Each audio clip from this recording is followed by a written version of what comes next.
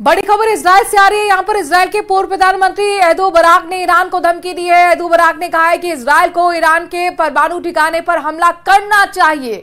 उन्होंने कहा कि इजराइल के पास ईरान को जवाब देने का अधिकार है। दुनिया का कोई भी देश इजराइल से इस अधिकार को छीन नहीं सकता।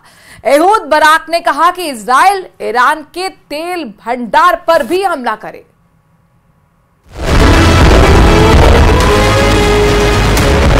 ईरान के खिलाफ जंगी बिसात बिक चुकी है। अब की बार ईरान में मचेगा हाहाकार। अमेरिका को मिल गया मौका, ईरान पर कसेगा नया शिकंजा।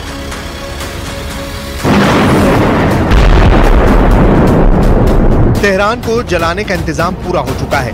बाइडेन ने ईरान को पाषाण युग में पहुंचाने की कसम खा ली है।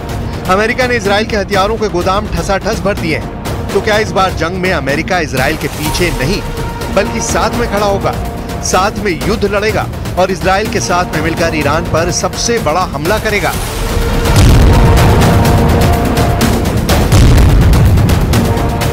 अरब में छिड़े महायुद्ध पर सुरक्षा परिषद की बैठक में अमेरिका ने साफ कहा कि सुरक्षा परिषद के लिए ये ईरान के खिलाफ बोलने का वक्त है। अमेरिका ने ताल ठोक कर कहा कि वो पूरी तरह से इजराइल के साथ है। अमेरिका ने ईरान के IRGC पर अतिरिक्त प्रतिबंध लगाने का प्रस्ताव रखा। अमेरिका ने ईरान को मौजूदा हालात के लिए जवाबदेह ठहराने का प्रस्ताव रखा। अमेरिका ने आरोप लगाया कि ईरान हमास को फंडिंग करता है। ईरान शिपिंग नेटवर्क को अस्थिर करने के लिए हूतियों का समर्थन करता है। अमेरिका ने ईरानी सेना IRGC पर हिजबुल्लाह को मदद का आरोप लगाया और कहा कि IRGC ने परिषद के प्रस्ताव का उल्लंघन किया है। सुरक्षा परिषद की बैठक में अमेरिका ने ईरान को साफ तौर पर चेता दिया कि हालात से खिलवाड़ मत करो। Last thing they need is to profit off of this. It's time for them to sit at the table and get this strike done. Because remember, we negotiated a similar strike on the West Coast before, and they worked it out. It's time. They won't even talk. So let's get that done. Iran ने Israel के खिलाफ जो जंग छेड़ी है उसका नतीजा क्या होगा? ईरान के सुप्रीम लीडर खामेनेई को भी है और नेतन्याहू को भी है। ईरान जानता है कि उसके पास इजराइल की मिसाइलों को रोकने की ताकत नहीं है।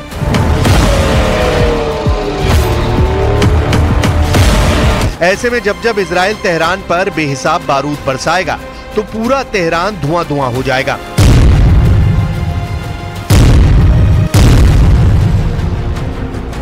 दो दिन पहले ईरान ने इजराइल पर 200 बैलिस्टिक मिसाइलें एक साथ दाग दी थीं। खामेनेई ने सोचा था कि उनकी 200 मिसाइलें तेल अवीव में तबाही मचा देंगी। तेल अवीव कब्रिस्तान बन जाएगा, लेकिन 200 मिसाइलों के हमले में मरा सिर्फ एक आदमी, और वो भी इजरायली नहीं बल्कि फिलिस्तीनी। अब ईरान दहशत में है। इजराइल के जवाबी हमले के खौफ में खामेनेई की रातों की नींद गायब है। लेकिन हमलों का फौरन मुंहतोड़ जवाब देने वाला इजराइल 2 दिन बाद भी चुप है। हालांकि नेतन्याहू ने इशारा कर दिया है कि ईरान ने जो जंग छेड़ी है वो इजराइल खत्म करेगा, वो भी तेहरान में तबाही का तूफान मचाकर।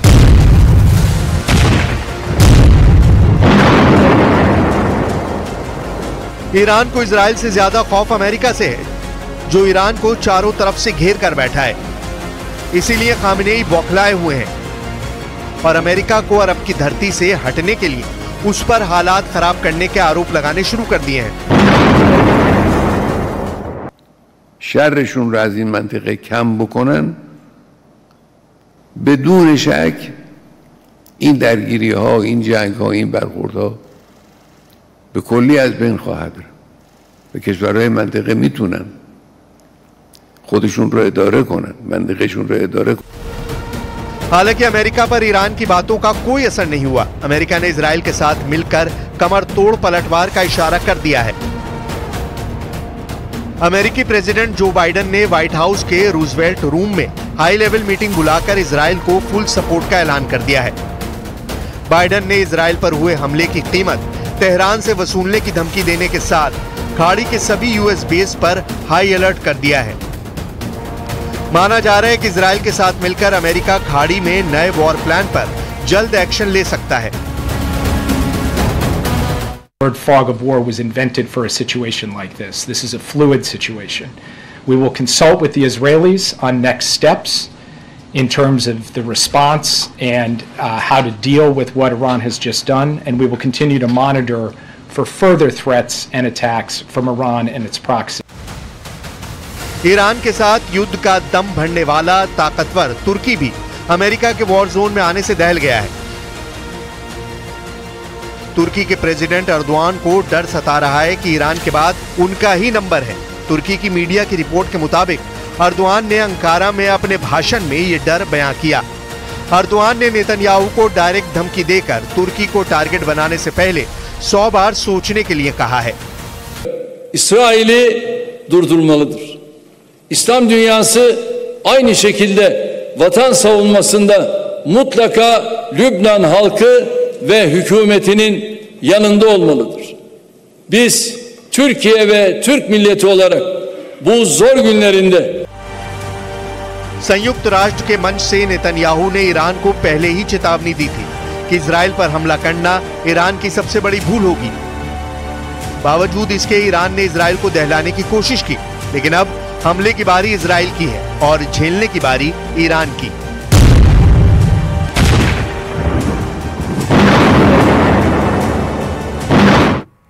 इजराइल की मीडिया ने दावा किया है कि नसरल्लाह का उत्तराधिकारी और हिजबुल्लाह का नया चीफ हाशिम सैफुद्दीन भी मारा गया है।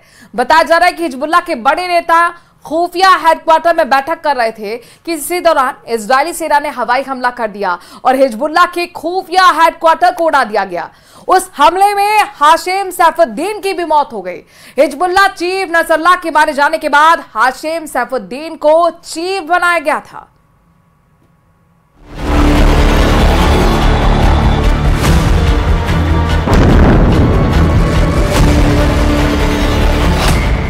लेबनान में इजराइल का operation new order part 2। Beirut में मारा गया नसरल्लाह का उत्तराधिकारी। हाशिम सैफुद्दीन भी हुआ एयर स्ट्राइक का शिकार। क्या हिजबुल्लाह के अंत का टाइम आ गया?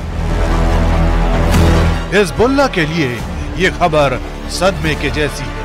एक तरफ हिजबुल्लाह के चीफ हसन नसरल्लाह के जनाजे और उसे सुपुर्दे खाक करने की तैयारियां चल रही थी, तो दूसरी तरफ बेरूत में हुए एक हवाई हमले में उनके उत्तराधिकारी हाशिम सैफुद्दीन को भी इजराइल की सेना ने मौत की नींद सुला दिया है। इजराइल की मीडिया का दावा है कि हसन नसरल्लाह के उत्तराधिकारी हाशिम सैफुद्दीन को भी ठिकाने लगा दिया गया है। न्यूयॉर्क टाइम्स के मुताबिक इजराइल ने यह हमला उस वक्त किया जब हाशिम सैफुद्दीन हिजबुल्लाह के सीनियर नेताओं के साथ बैठक कर रहा था। उसी दौरान बेरूत के दक्षिणी इलाके में मौजूद उस बंकर पर हमला किया गया। दावा किया जा रहा है कि हसन नसरल्लाह की मौत के बाद हिजबुल्लाह के सुप्रीम लीडर के तौर पर हाशिम सैफुद्दीन की ही ताजपोशी होनी थी। सारी तैयारियां पूरी कर ली गई थी।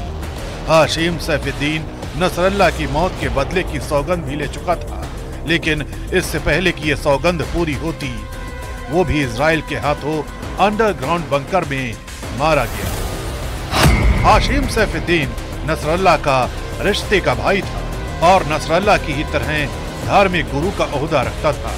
अमेरिका के स्टेट डिपार्टमेंट ने हाशिम सैफुद्दीन को 2017 में आतंकी घोषित किया था।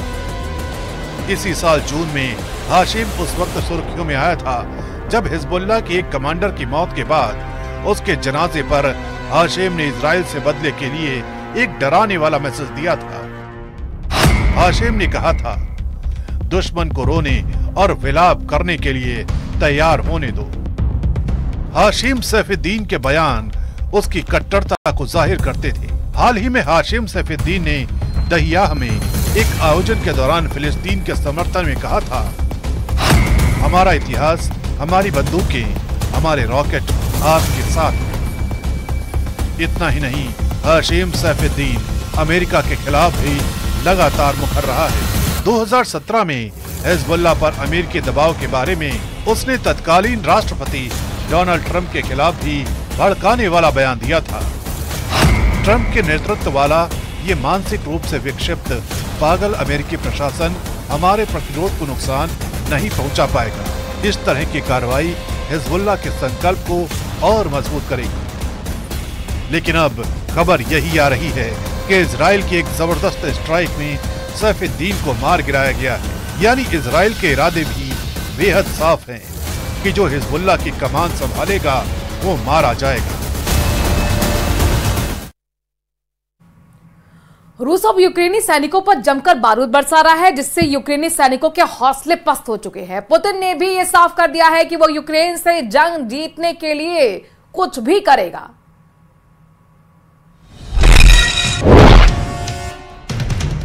पहले आप इन 3 वीडियो की तस्वीरों को बारी बारी देखिए। पूर्वी और उत्तर पूर्वी यूक्रेन में रूसी सेना ने ऐसे भीषण बम से हमला किया है जिसके बारे में यूक्रेनी सेना ने सोचा भी नहीं था।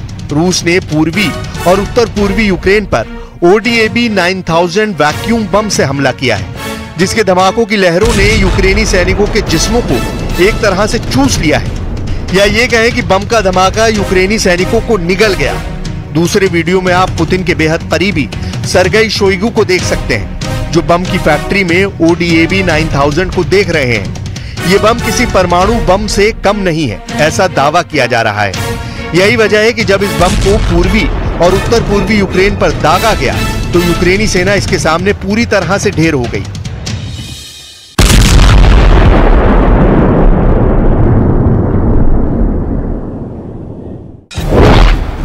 रूसी और यूक्रेनी मीडिया के दावों के मुताबिक ODAB 9000 बम से ये भीषण धमाका उत्तर पूर्वी यूक्रेन के वोवचांस्क शहर पर किया गया है। उत्तर पूर्वी खार्किव क्षेत्र के इस सीमावर्ती शहर वोवचांस्क में यूक्रेनी सेना का 60% इलाके पर कब्जा था, लेकिन रूसी सेना ने जैसे ही ODAB 9000 बम से हमला किया, यूक्रेनी सेना मोर्चा छोड़कर भाग खड़ी हुई।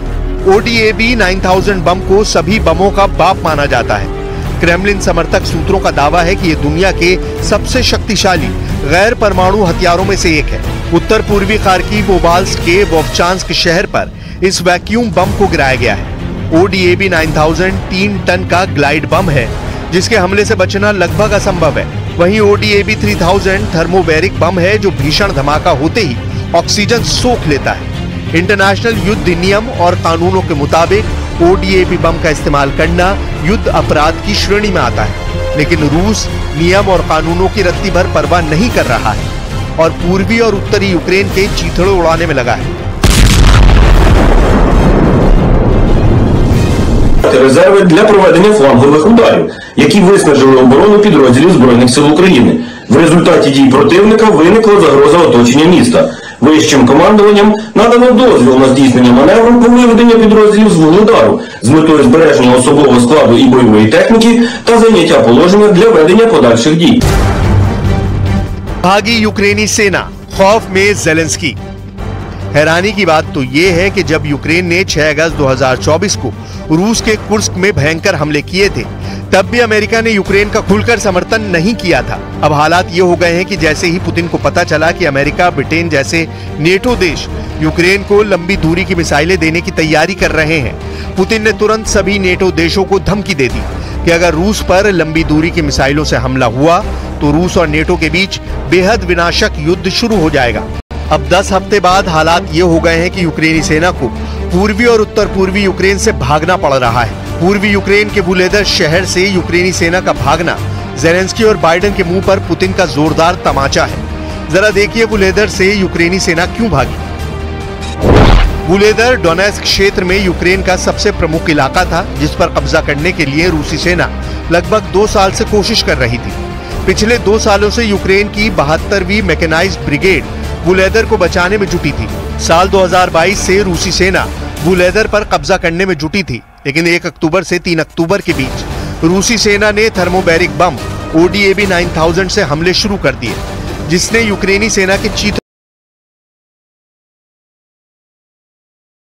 हाथी ड्रोन आराम से चुन कर यूक्रेनी सैनिकों को मारने लगे। वुलेदर डोनेस्क से करीब 50 किलोमीटर दक्षिण पश्चिम और ज़ापोरिज़िया इलाके से करीब 40 किलोमीटर पूर्व में मौजूद है, जहां तक यूक्रेन की 72वीं मैकेनाइज्ड ब्रिगेड को बम और बारूद मिसाइलें नहीं मिल पा रही थी। जैसे ही रूसी सेना ने हमले तेज किए, यूक्रेन की 72वीं मैकेनाइज्ड ब्रिगेड मोर्चा छोड़कर भाग गई और रूस का वुलेदर पर कब्जा हो गया। कुल मिलाकर अब हालात ये हो गए हैं कि जेलेंस्की के पास एक ही चारा बचा है कि पुतिन के सामने सरेंडर कर दें। उदयपुर से बड़ी खबर आ रही है। आदमखोर को शूट करने के लिए बड़ी रणनीति बनाई जा रही है। गोंगुदा वन विभाग कार्यालय में इस वक्त रणनीति बनाई जा रही है। सीसीएफ मूर्ति के नेतृत्व में हाई लेवल बैठक चल रही है। जयपुर से सीसीएफ मोहन राज और सुनील चिद्री साथ ही अन्य अधिकारी पहुंचे हुए हैं, रणनीति बनाने में जुटे हुए हैं। कई जिलों के डीएफओ भी मौके पर बुलाए गए हैं। राठौड़ों का गुड़ा और केलवों का खेड़ा में एक बार फिर पैंथर के मूवमेंट देखी गई थी। वो घर की तरफ बढ़ रहा था कि इस दौरान मां और बेटी ने अंदर घुस के बड़ी मुश्किल से जान बचाई। दहशत में के साए में लोग हैं, रात हो या दिन सो नहीं पा रहे हैं, घर से बाहर नहीं निकल पा रहे हैं और ऐसे में दहशत के बीच लगातार धरना प्रदर्शन की तस्वीरें भी देखी। ग्रामीण मांग कर रहे हैं कि जल्द से जल्द आदमखोर को पकड़ा जाए, पैंथर को पकड़ा जाए जिसने 7 शिकार अब तक कर लिए हैं। 12 दिन के अंदर ही 7 शिकार किए और ऐसे में लोग घर से बाहर निकलने के लिए यहां पर डर रहे हैं। आदमखोर को शूट करने के लिए बकायदा हैदराबाद से बड़े शूटर को भी बुलाया गया। वन विभाग कार्यालय में इस वक्त बड़ी रणनीति बन रही है। जयपुर से बड़ी खबर है जहां पर प्रदेश में मौसमी बीमारी के हाल। प्रदेश भर में आपको बता दें कि डेंगू के 5000 से ज्यादा केस आ चुके हैं। इस साल अब तक डेंगू के 5110 केस रिपोर्ट किए गए हैं, दर्ज किए गए हैं, जबकि डेंगू से एक मौत भी हो चुकी है। नर्सिंग कर्मचारी की मौत हुई थी, नर्स थी जिनकी मौत हुई थी। हालांकि मलेरिया और चिकनगुनिया कंट्रोल में कहा जा सकता है, लेकिन स्क्रब टाइफस के भी 2169 केस सामने आ चुके हैं। स्क्रब टाइफस से अब तक 6 लोगों की मौत हो चुकी है। तो मौसमी बीमारियों का प्रकोप लगातार राजस्थान में बढ़ता जा रहा है।